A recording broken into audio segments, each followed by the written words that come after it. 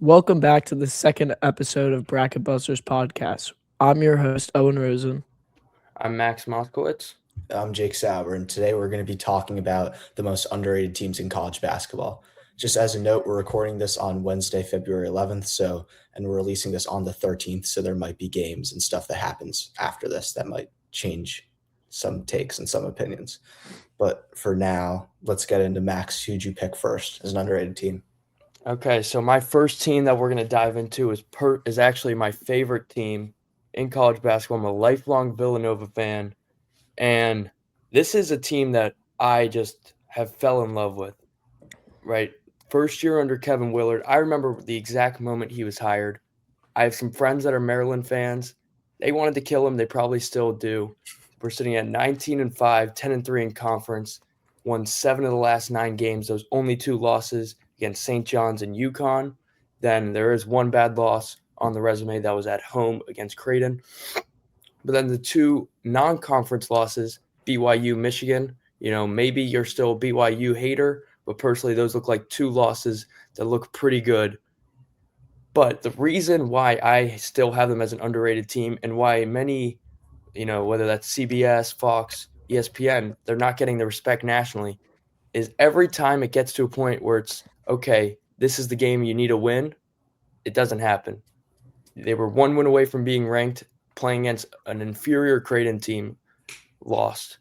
Then 10 days later, they go at home against St. John's. It seemed like whoever won was going to be at a really good spot to be ranked, lost. I was actually at that game. Then a week later, it felt like, if they're able to take down UConn in Hartford, they're able to get ranked. They lose an OT. But the reason why this team sort of, in my opinion, is really so good is there's just so many ways they beat you. 6 players that average over 9.5. That's Hodge, Askew, Perkins, Bryce Lindsey, Duke Brennan, and the freshman star Caden Lewis. Then on the team, 6 players that shoot above 35% from 3. They shoot the most threes in the Big East. They also make the most in the Big East. They're a good defensive team. They get steals, they get blocks, but it's a habit this season. It's happening every single game, it feels like. They just let the other team get open threes. But I'm going to zoom in more so on 4 players that are really the heart of this team, starting with a guy who I think Owen and Jake both know. He's probably my favorite player in college basketball, Caden Lewis. He averages 13 points, 5 assists, 2 steals, 5 of the last 6 games in double figure, most notably against Owen's Hoyas, having 26 points, closed the game out, had a good performance last night against Marquette. Then Duke Brennan, transfer from Grand Canyon. Kevin Willard, he played them when he was at Maryland last year in March Madness, played each other, looked good. He's averaging a double-double, best offensive rebounder in the Big East, second most rebounds per game. Then a guy who really I love, Tyler Perkins. He's the only player that stuck around, whether that be because of graduation or transfer portal, in the transition from Neptune to Willard this offseason. And not only has he taken a step up from being the 6th man to the starting lineup, he is, I'd say, the best player on the team. He scored 15 plus in the last 8 games. And last night, I was really struggling to watch a game versus a struggling Marquette team in Philly at the Finn. And he goes out there, drops 23. I would say single-handedly responsible for that win. I think this guy, he was at Penn 2 years ago. Penn upset us.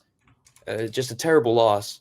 But he comes in, he transfers, and now he looks like the heart and soul of this team. Then lastly, Devin Askew. He's the 6th man. Looks like he's going to be the Big East 6th man of the year. He's a 6th-year guy, 5th collegiate team, averaging 10 points a game, 44% from 3. And I'm going to go deeper into this in a few moments. He shoots 89% from the line, which is really big. Yeah. And to dig into that, this is the problem for this team and why, I think the ceiling really isn't very high. The free throw shooting is pitiful.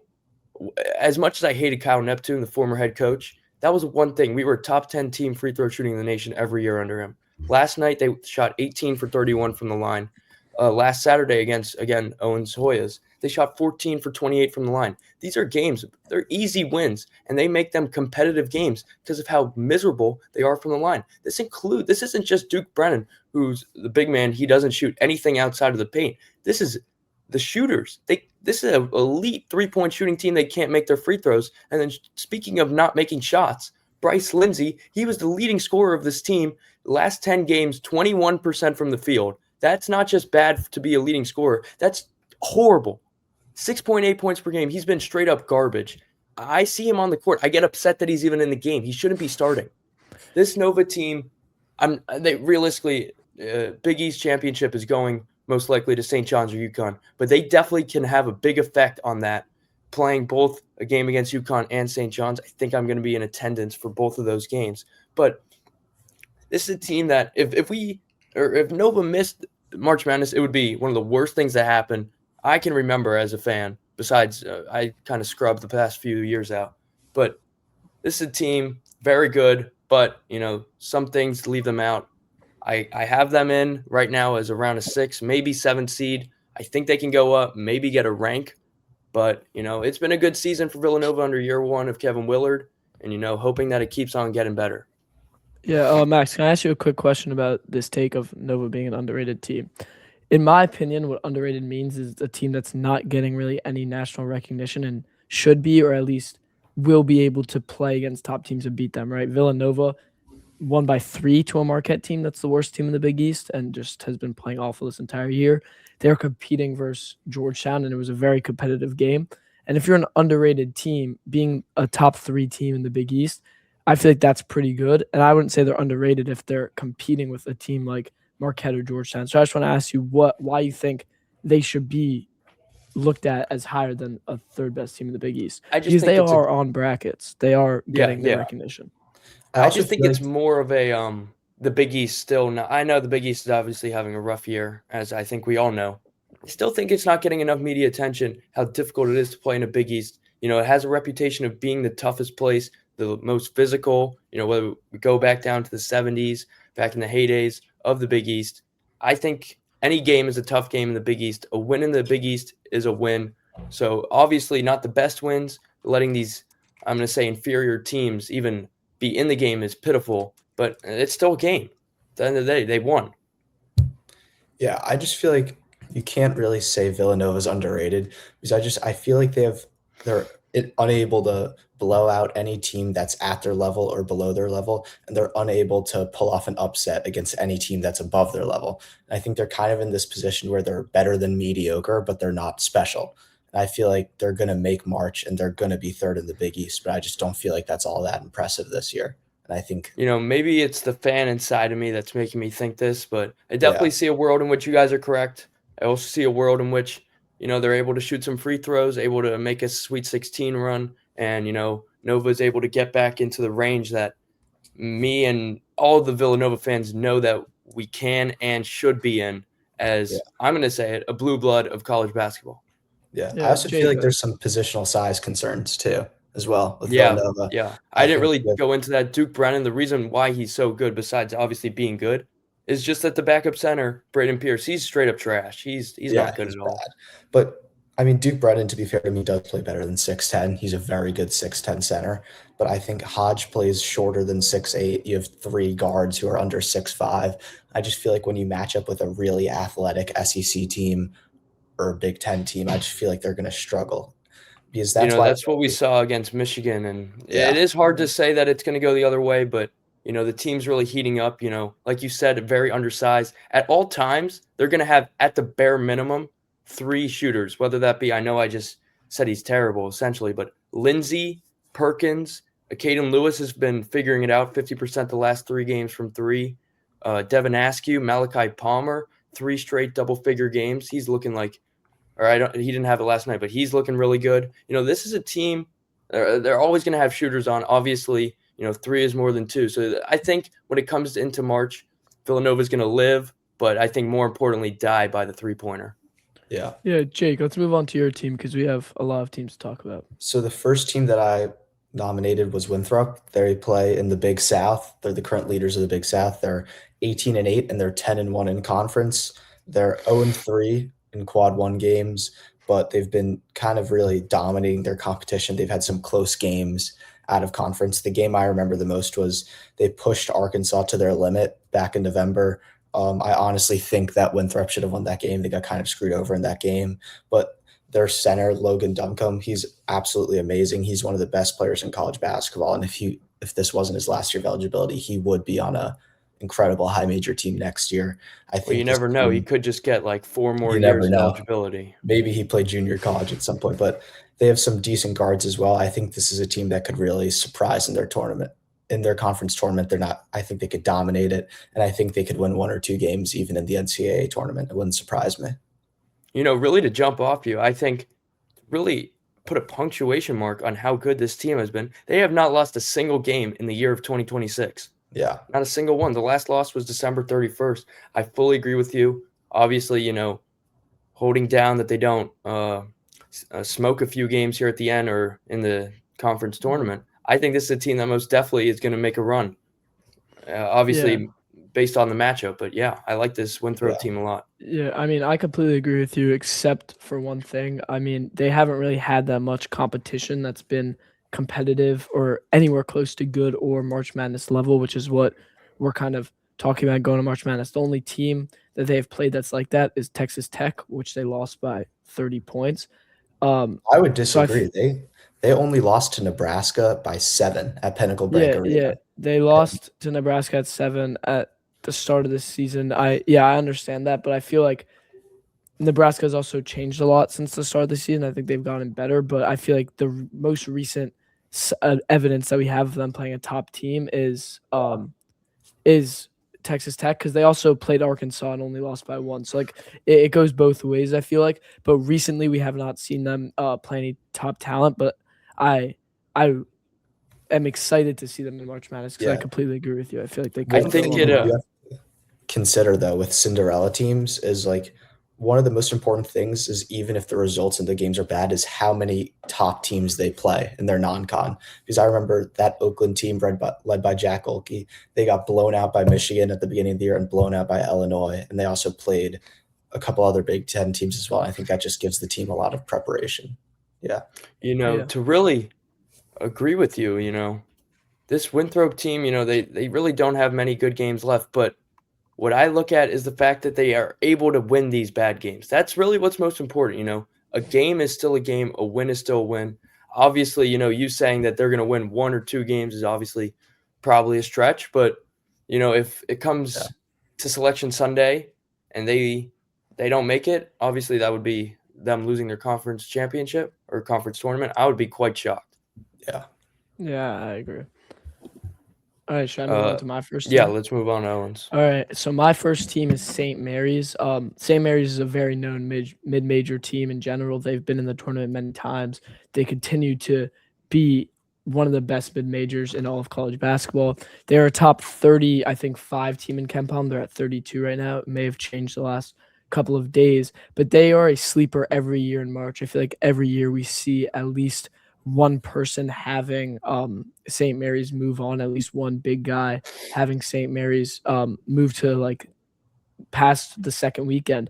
And I feel like they are a underrated team because they're not given enough recognition as a team like Gonzaga, and I feel like they should be. I think that they should be a top 25 team, and I know I didn't put them in my top 25 teams in my rankings, but they will be there come next week. I feel like they have blown out almost all of their opponents except Gonzaga, where they lost by 8 points. And earlier in the season, they got smoked by Vanderbilt, but Vanderbilt is now a top 20 team. They have a 70.5% chance to make March Madness, so I feel like it's a very strong chance for them to be dancing in March. And they have a lot of amazing players. Joshua Dent, he's a guard. He's just an absurd player all around, and he's a very good playmaker. And then their number one player, I may be pronouncing his name wrong, but it's Palius Maraskis, and he's a forward. He's averaging 18.8 points per game and 7.2 rebounds per game. He's their go-to scorer, and he's just evolving at an amazing pace. It's only his junior year. I feel like next year he'll be at one of the top teams in the country, whether it be at the Big East, Big Ten, SEC, at one of those conferences because of how good he is. But I feel like a team like St. Mary's that is just one of the best mid majors in the entire country is always going to be underrated because of teams like Gonzaga. So yeah. I agree with you, especially, usually when it comes to St. Mary's, we see them as, okay, if any team's going to beat Gonzaga, it's going to be them. Happened last year, they beat them twice. But now they're even more in the shadow to Santa Clara. But, if St. Mary's really wants to show that they are an at-large bid, they very much have the opportunity to. Tonight they play Pepperdine, but then after that, a quad 2 game against Pacific, quad 2 against Seattle U, quad 2 against Washington State, then a big game at home against Santa Clara, and then the big game for them. They already had a good game against Gonzaga. Obviously didn't win, but it's still good. Then they host Gonzaga to end the regular season. That's when we'll be able to know, is this Gaels team for real? Or, will this be a year where they miss out? Next year will be easier for them with Gonzaga moving out of the conference. Let's see if St. Mary's can get back in, maybe win a game once again. Yep. Yeah, I feel like the St. Mary's team, it's a really actually interesting team. They have 2 7-footers. One of them starts, Harry Wessels, and they have another one that comes off the bench. They both move pretty well, and it kind of provides them kind of fluidity that a lot of mid-major teams don't have. A lot of mid-major teams don't have the luxury of having a 7-footer, and that makes them really dangerous. And I think I'd put St. Mary's as my 3rd team in the West Coast Conference right now. I'd still have them behind Gonzaga and Santa Clara, but I think St. Mary's has definitely a higher ceiling than Santa Clara, and I think they could give some teams fits that they don't expect because of their positional size. I like that a lot, Jake. I think we should move on to UCLA now. Yeah, let's go. Yeah. UCLA, with ever since Cronin's been here, as a head coach, it's year in and year out. I personally think he's a terrible coach. It feels like every single week we're getting I know Jake sees them. Every single week we're getting like a new embarrassing clip of him in a press conference. I remember last year when Villanova needed a head coach, I was sort of praying it wasn't going to be him. Like, it's ridiculous. He's just always complaining. He's always complaining about his team, the coaches. It's everything. I really think he's a terrible coach, and that's not how it's supposed to be, but not that matters. But right, they're 17-7, 9-4, 5 of last 6 games. They've won. That one loss, a double OT game against Indiana, a game where I think they should have won. I thought refs kind of screwed them a little bit. But in that stint, big win over Purdue. They started the season 8P12. They got the new hotshot transfer, Donovan Dent, who I personally thought was going to be amazing. I fell in love with him during March Madness. Same with Bennett Sturts 100%. at Iowa. But he's really struggled. He's definitely figuring it out. He's averaging 14-7. But last year at New Mexico, he had a 41% three. Now he's sitting at 20%. That's just bad for anybody. Nonetheless, a guy who's supposed to be your go-to guy. So this is a UCLA team. They've definitely been tested. They've had some good wins. They have the experience to figure it out. I think I've seen them around the 10-11. I think they're in the last 4 in sort of range. They have a very tough stint. They head to Ann Arbor on Saturday, then on Tuesday at Michigan State, then they get a 3-day rest before hosting Illinois. If they are able to win 1, it's good. If they're able to win 2, they are comfortably in March Madness. If they are able to sweep that, now you start getting them into, I'd say, 5 seed range. You have a 20-7 UCLA team, 12-4 in conference. I would say they must be ranked. They have an opportunity to do great. It's obviously, will they? Most likely not, but, one can only be optimistic. Yeah, and your point on Donovan Dent, I mean, watching him last year in March Madness, he was an amazing player. I think right when he entered the portal, everyone was wondering where he was going to go and what team he was going to be the star player for. And to be honest, when he went to UCLA, I was extremely surprised because I thought he was going to be going to a bigger team than that. Personally, I thought he was going to follow Richard. I thought he was going to go to Minnesota or Xavier. Sorry. Yeah. Anywhere. I said Minnesota because that's where Pitino used to coach, but I thought he was going to follow Pitino to Xavier, and I feel like he would have had such a better year this year under the Pitino this Xavier system team, again. obviously not having the best season, but if you had Donovan Dent, they really could be a threat for the Big East. And also, there's 2 ways to look at it. It's either that he made a jump that he wasn't ready for and he went to UCLA, or he just doesn't fit that system. He went to a totally new system where he didn't really know the coaches. They never coached him before. It's instead of going with Pitino, who brought him to March Madness, obviously he plays in Patino coaches, but like he was the guy who coached them to March Madness and coached them to winning games of March Madness. And he's just been extremely disappointing this year. In my opinion, this team is not underrated if Donovan Dent can't turn it up. But if Donovan Dent can turn it up towards the end of the season and into March Madness, this team is going to be scary because we know what he could do in March Madness. I just feel like this team's like honestly such a weird team to look at. They're very inconsistent. I mean, they beat Purdue at home, but I just think as a team, it's kind of like a collection of almost misfits. Like Donovan Dent, he's an underwhelming transfer who's supposed to be really good, but he's not. He's kind of been mediocre. They have Xavier Booker, who's a former McDonald's All-American at center. He's just terrible. He's terrible. Yeah, He's a walking waste of space. Should have never had 5 stars. And I feel Sky Clark, he's a really good defensive guard. He's been in college for 5 or 6 years now, has still never been able to figure out how to play offensive basketball.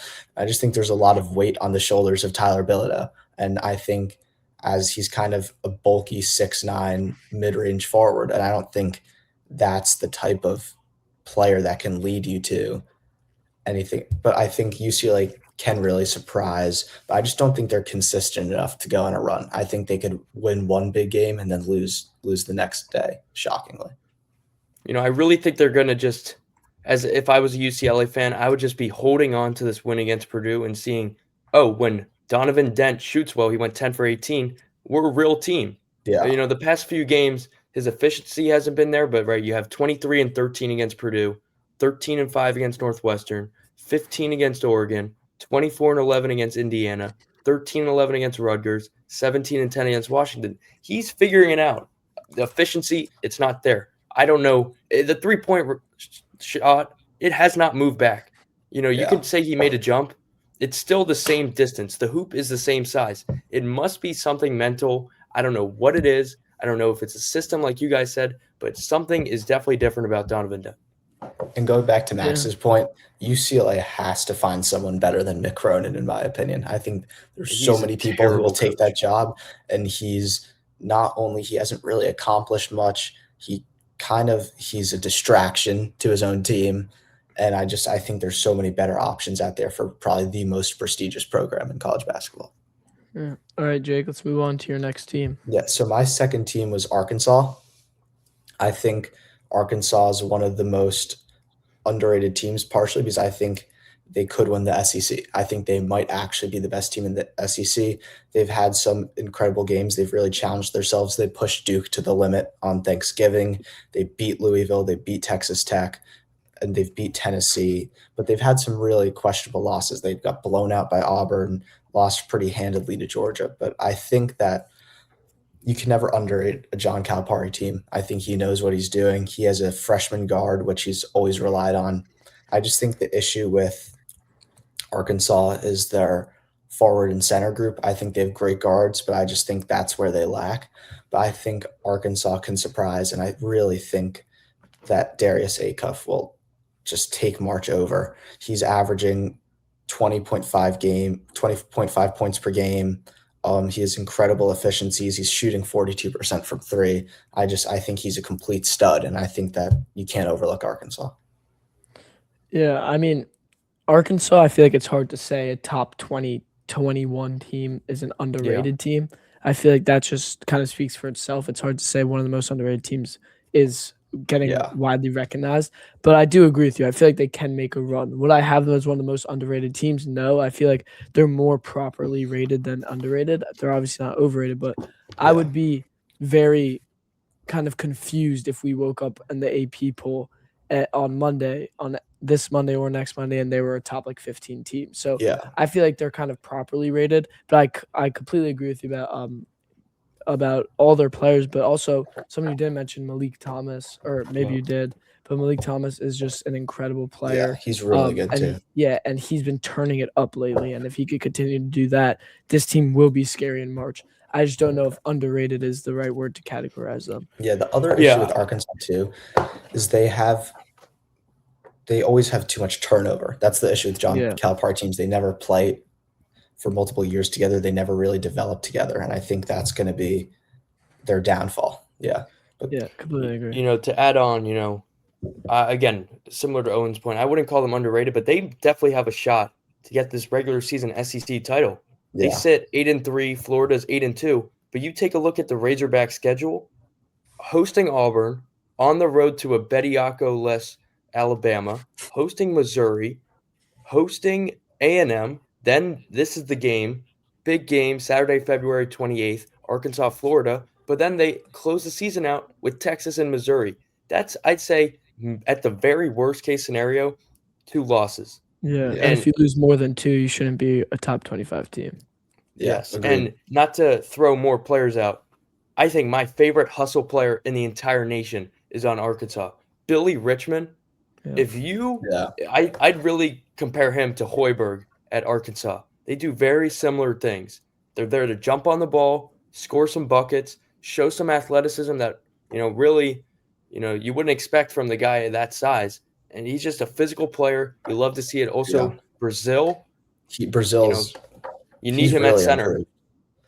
He's feel been like- the only one I think who stayed since Eric Musselman was the head coach there, and he's really bought into Cal's system, and he's really improved because he used to be so bad, but now he's a real playable second and third option. And also, Coach Cal has completely just given him a 3-point shot. That is just so valuable when you have Acuff running the court, who is just, again, it can't be said how good this guy is at getting buckets efficiently and finding his teammates. This is an Arkansas team. I'd be shocked if they made it to the Elite Eight. I would also be shocked if they lost in weekend 1. So they're kind of, they're a middle of the pack good team. Yeah. All right, I'll move on to my second team, San Diego State, the Aztecs. Right now, they're currently tied for first place in the Mountain West with Utah State, and their only 2 losses were at the hands of GCU, which is the 3rd best team in the Mountain West, and that was by 1 point, and Utah State. But those teams are both extremely competitive and amazing, and any 3 of those could be on the most underrated teams. Grand Canyon's been amazing this season. Utah State has been as well.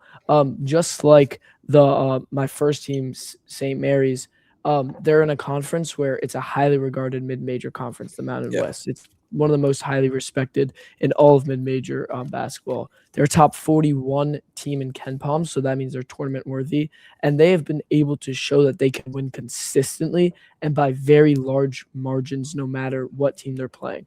Again, this is kind of similar to Winthrop. They haven't really been able to play top teams this season yet, but they've been able to beat teams like Long Beach State by 32 points, Oregon by 17, and their biggest win was Whittier by 62. It doesn't matter who you play. Beating a team by 62 points means something. It doesn't matter if you play a random team. No team should be able to just destroy a team like that. It's absurd, and it's something that should be highlighted for this team.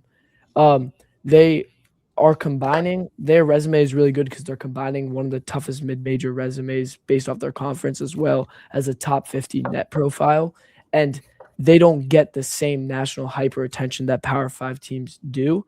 But I think that every single person should have SDSU sweeping past and dancing past the round of 64 come March.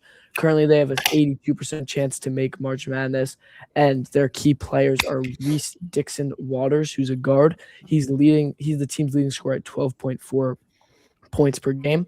And their second guy that I just love to watch, I've watched him a few times this season, Miles Bird. He's a guard and forward. He's an all-around contributor. He has 2.7 assists per game, 2 steals per game, and 1.1 blocks per game. And that may not sound that crazy, but he leads the team in every single one of those stats, in assists, steals, and blocks per game.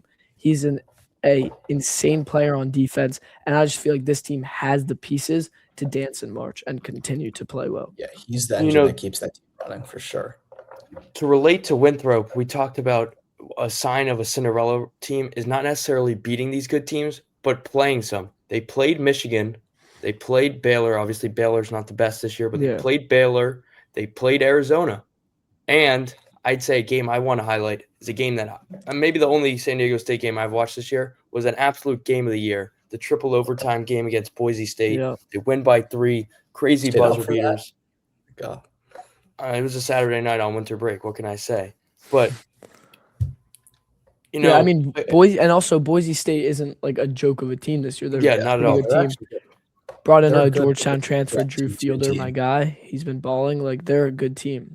And being able to just compete with those teams just shows signs of being a Cinderella story. Yeah. Agreed. But yeah, Okay, so let's move on to the final 3 teams. we're going to go through 2 teams in the A10 conference. We'll kick it off with VCU. VCU, they had I can't even on the terms of an A10 standard, they had an absolutely amazing season last year. They were an 11 seed. I remember personally I picked them to beat BYU. But they lost by 9, but then all hell breaks free. Your head coach gets poached by Virginia, Ryan Odom, who, he has done an amazing job with them. We'll talk about them, I assume, another day. But this is a VCU team. They were picked first in the preseason poll in the A10, 9-4 in conference play, but their only losses are some pretty respectable losses. They opened it up, 9-2 in conference. My apologies. But those 2 losses are to St. Louis and George Mason, the top 2 teams in the conference. And then you look at their out-of-conference losses. That's Utah State. That's the other team that's going to probably compete in the Mountain West. NC State, they look like a tourney team. Vanderbilt, obviously, top 25 team. New Mexico, Mountain West, they've got a real shot at March Madness. So, and again, those St. Louis and George Mason games, 9-point loss, 6-point loss. They play both those teams again. I think this is a VCU team that, definitely was not ready for A10 game, losing their first 2. But the fact that they are now figuring it out, 9 straight A10 wins. They play later tonight against a really bad LaSalle team. If they are able to figure it out, I'd say mostly if they're able to take down St. Louis to end the regular season and get some momentum going into the A10 conference tournament, this is a team that definitely could sneak one through in the opening weekend of March Madness. Yeah, I mean, VCU has been kind of flying under the radar this year for just on the national perspective stage. As an A10 team, they were favorites to win the A10. They were the preseason poll winners and first place votes, I think. I think they were first in that. Yeah, they were. They tied yeah. for first place votes with St. Louis, but most votes they got.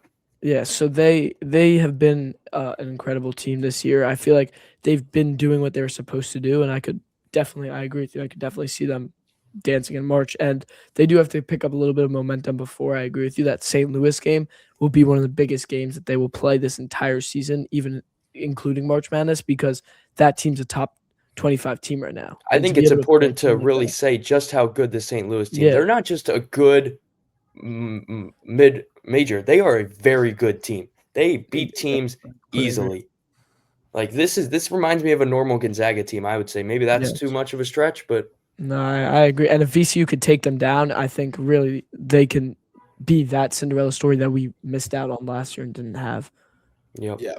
I think Robbie Avila, he's such a good player on St. Louis, but I feel Abdul-Jabbar. Honestly, in the A10 tournament, I would not be shocked to see St. Louis lose to either VCU or the team that I chose, George Mason. I think that VCU or George Mason are honestly more battle tested. They've had more experience in the A10 tournament. And I think that St. Louis honestly just isn't going to make the Atlantic 10. I think they're going to be an at-large bid, and I think the A10 is going to steal a bid from another team. Personally, I would love to see that. I love seeing these mid-major teams just sneak one through. You got St. Louis. Personally, if I'm the A10 commissioner, I'm definitely rooting for St. Louis not to win the tournament. Yeah. Yeah, but Jake, go ahead with George Mason, as you just said. Go ahead. George Mason, they're an interesting team. They're really inconsistent. I mean, when we were doing this where we were picking teams, I picked them a few days ago. They unfortunately had a really bad loss to Richmond last night, which has not been a particularly good look for them, but they've been led by forward Riley Allenschback. He's been really good. He's averaging 13 and 6 in a limited amount of minutes per game. He came from Samford under Bucky McMillan. He had a lot of high major interest in the transfer portal, but he chose to be the guy at George Mason over going to some Power 5 schools. And yeah, he's really led this team pretty far. They look pretty good. They've pushed Virginia Tech to the limit. And I think that they're a really highly contending team in the A10.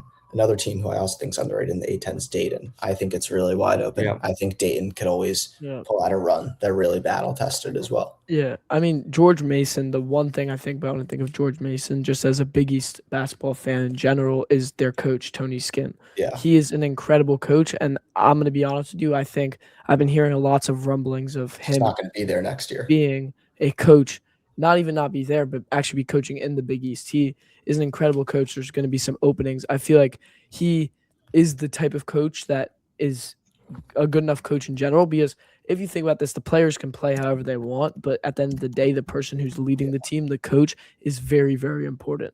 And And if this isn't Tony the most Skinn, talented team on paper either. yeah, I agree. And before last night, I would have agreed with you. Like they could be a March Madness team and keep going. After that loss, it obviously brings their chances down.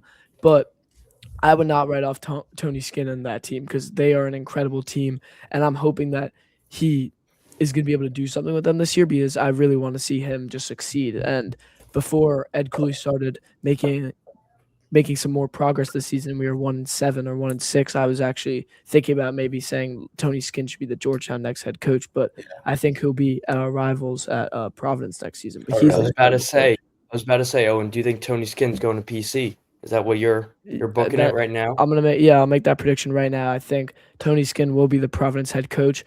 I think it depends how Providence finishes their season, but No, if it doesn't. Kim English is gone. Yeah, if Kim English isn't fired, the PC fan base will come for Providence's head and will just boycott the team, because I think they've had enough.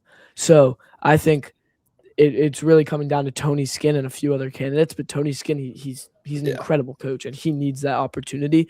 Only thing I'm scared about is if he's making that too big of a jump too fast, and if he could go maybe somewhere smaller first, because Providence in the Big East, it's a tough place to coach. I actually think be Tony successful. Skinn's going to make an even bigger jump than Providence. I think Providence is going to want to go after him, but I don't think they're going to get him. I think Tony Skinn's either going to be the head coach of the Syracuse Orange next year, Yeah, that's what I or would of say, the Ohio Syracuse. State Buckeyes. I think he ends up Yeah. at one of those two schools. I think Really, those are two I would say candidates Syracuse for or Providence. Yeah, I'd You say know, Syracuse or Providence. To really 'cause- relate this move to a previous one, a first one that jumps off my mind when you go A10 to Big East has to be Shaka Smart.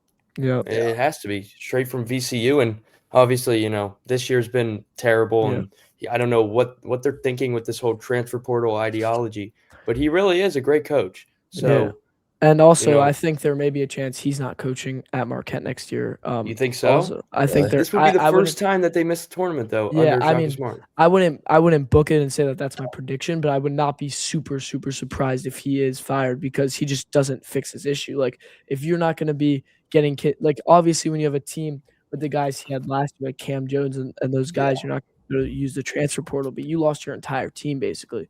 And the only guy you had still standing that's an amazing player was Chase Ross, and you didn't Whoa, bring don't forget about Ben Gold. and Ben Gold.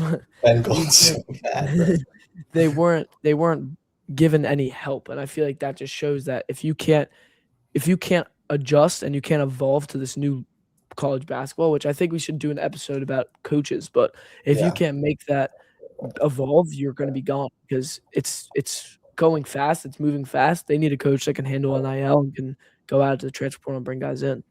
I think they're personally, gonna I go- think that's why Coach K and Jay Wright both retired in the last Yep. 5 years, because they Agreed. saw this direction that college basketball was going to, and they had nothing to prove. Obviously, very Yeah. different than Shaka Smart, who has going into next season everything to prove. Yeah, college And I basketball feel is like definitely at that interesting point. It's also a very similar situation. Before I give my last team, as Ed Cooley, right? Ed Cooley is always competing for these top guys, but he's never able to get them or solidify it. And I feel like it just shows like he was an amazing coach at Providence, but that was 5 years ago and 4 years ago. So like it's a whole different game. And if he can't evolve as well, I wouldn't say next year he'll be fired, but in the next coming years, if he can't evolve, if he can't bring guys in, he'll be fired. Talking about coaches, my last team, the Indiana Hoosiers, what a year for Indiana sports, right? College football, amazing year for them. Has Mendoza, but talking about coaches, Darian DeVries, in his first year of coaching, Indiana has had to reshape their roster completely and their identity completely, and it shows that their potential may not even be fully shown yet, right? It is late into the season, but there's still time. And being a new team like this with a new coach, you can never you can expect more always. And they started the season with a very high net ranking and KenPom. Just their highest KenPom ranking was 11, and they even cracked the AP top 25 at the 11th place during the season. And so it shows they can compete. They're a very tough team. Recently, it has not gone as smooth as the start of the season. There's been some hiccups, but they're playing the Big Ten. They play extremely competitive teams. Every team in the Big Ten, no matter what, no matter if it's Jake's horrible Northwestern team, it doesn't matter who it is. It's a good team, and it's hard to beat every single team in the Big Ten. They're all good. Everyone has good players. Everyone could have any night. But I feel like being able to lose games to some of these teams is going to help Indiana in the long run to learn and get better, especially as a new team. Right now, they have a 96% chance to make March Madness. They are going to make March Madness unless something insane happens. Their top players, Lamar Wilkerson, actually one of my favorite players to watch in the entire college basketball. I think he is just an amazing player. He popped off, I think, a couple nights ago. But he had 40 the other night. Yeah, 40. Yeah, he's team's leading scorer at 20-plus points per game. It's a little over 20. He's the closer. He's the clutch man for Indiana in close games and big situations. Other guy, Tucker DeVries. I think that's how you pronounce his name. Tucker DeVries, yeah. Yeah, DeVries. Forward.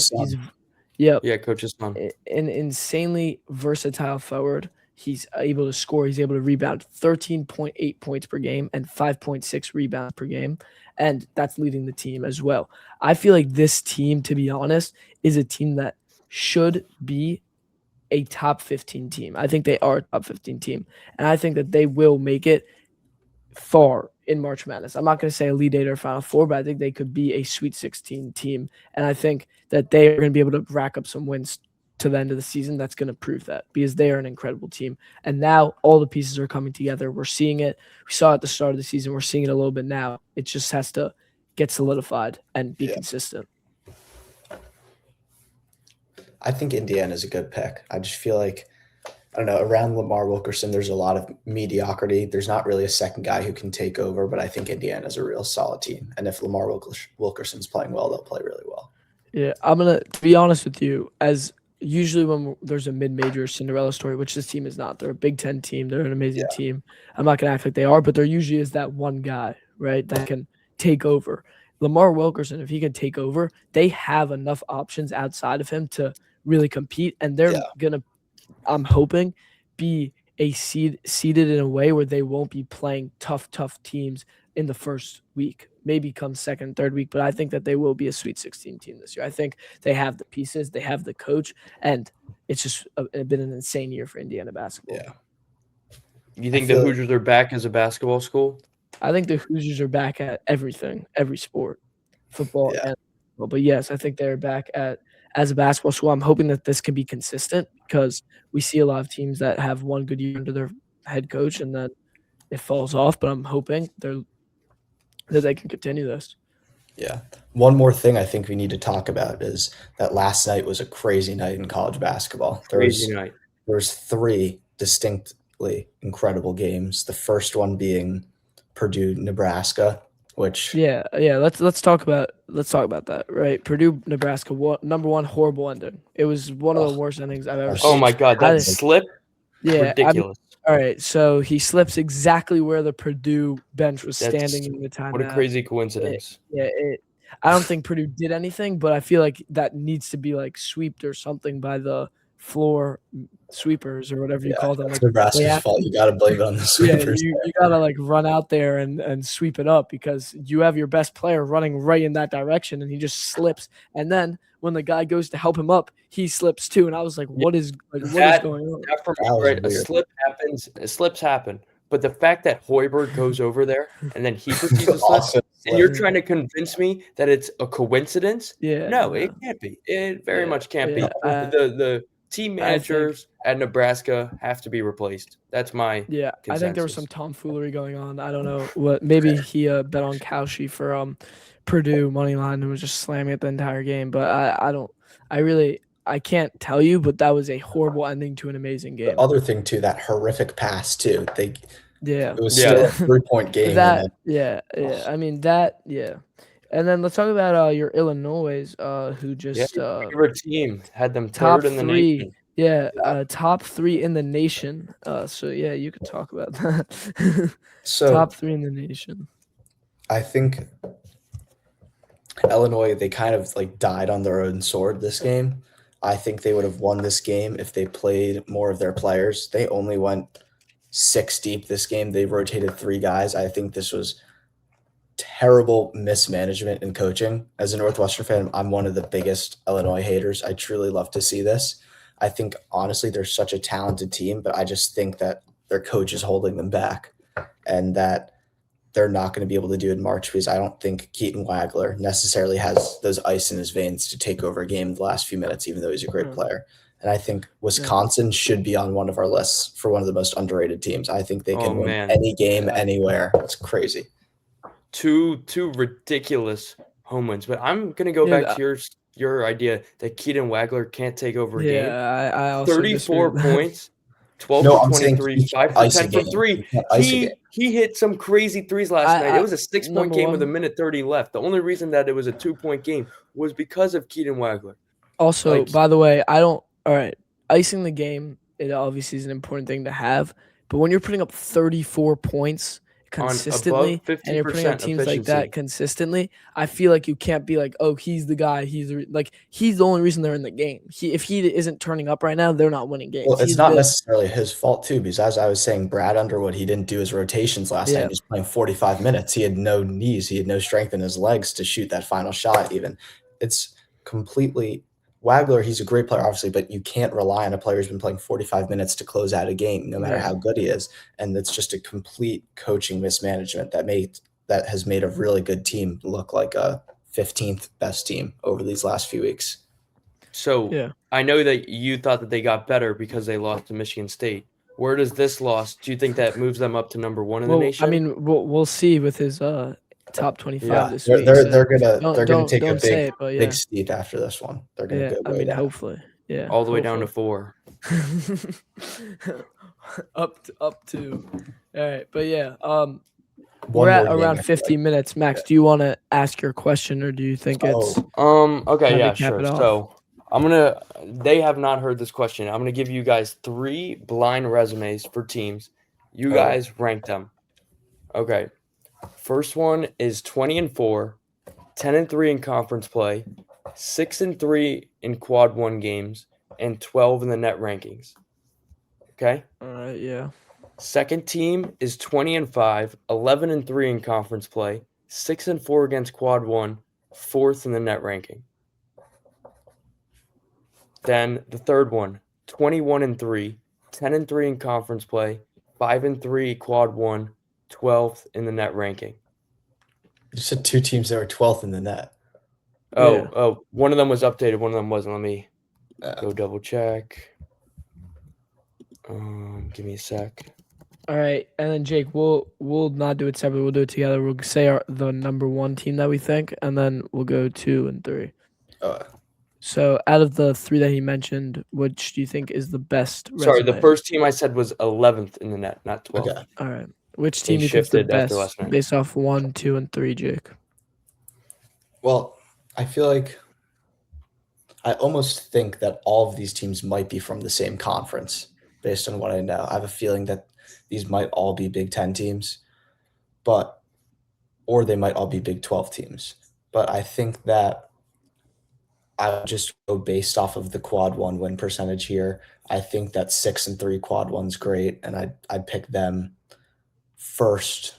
Yeah. So which was that? The first, second, or third first team? one. I'd take the first one. All right. Yeah. I'll just go through mine pretty fast. I won't explain it, but my first I'd say is the third resume you said, just because only losing 3 games and it's just an incredible team. And I'm assuming that this is a top team either in one of the top conferences, which means if you're only losing 3 games, you're a top team, and I think they're the best. Second, I would say number 1, and number 3, I would say is number 2.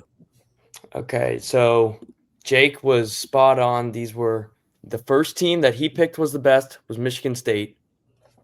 The second team that he said was the second best was Nebraska. And the third team that he said was the third best, but also is somehow the third best in the nation, I knew it was the Illinois Fighting Illini. Yeah. Is Illinois the one with 4th in the NET? Yeah. Yeah, they see But- what I'm seeing though. Like I'm telling you, I hate them, but they're just so poorly managed. It's Yeah, all right. crime. But yeah, I mean, thank you everyone for listening to the underrated teams. If you have any ideas for podcasts in general, just leave them in the comments and we'll do it as time goes on. I think next episode we're going to probably do coaches because it seems like there's a lot to be said about coaches and the coaching carousel this season. But thank you everyone for watching. Please like and subscribe and also follow our Instagram. Thank you. Yep. All right, thank you guys.